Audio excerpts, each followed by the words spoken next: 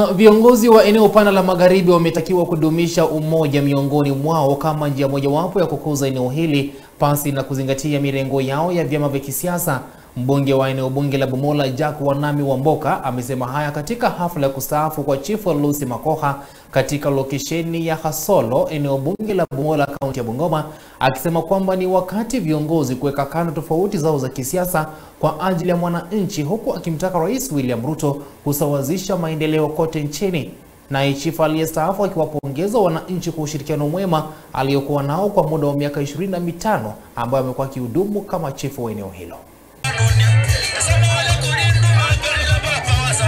Akizungumza katika hafla ya kustaafu kwa Chief Lucy Makoha katika lokesheni ya Hasolo, eneo bunge la Bumula, mbunge wa Bumula Jack Wamboka amesema kuwa ni wakati viongozi wanafaa kuweka kando binafsi zao za kisiasa kwa ajili ya mwananchi, huku akimtaka Rais William Ruto kusawazisha maendeleo nchini. Viongozi wetu huko juu ni kufikiria leo tutapigana, tutapiga Wamboka hapa chini, tutapiga Majimbo Kalasinga, tutapiga na Tembea. Hiyo ndio wanafikiria peke yake.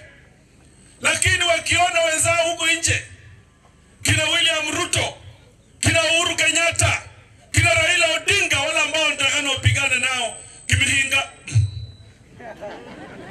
Tumepoteza network.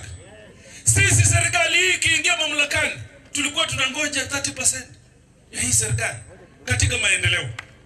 Na mimi naomba Rais Ruto kama rais wa Jamhuri ya Kenya. Hata hivyo, chifu aliyestaafu amewapongeza wananchi kwa ushirikiano mwema waliokuwa nao kwa muda wa miaka 25 licha ya changamoto walizokumbana nazo. Mimi nasherehekea miaka 25 kwa uongozi nikitawala Hasolo na Napara location, na hao watu sikujua wananipenda.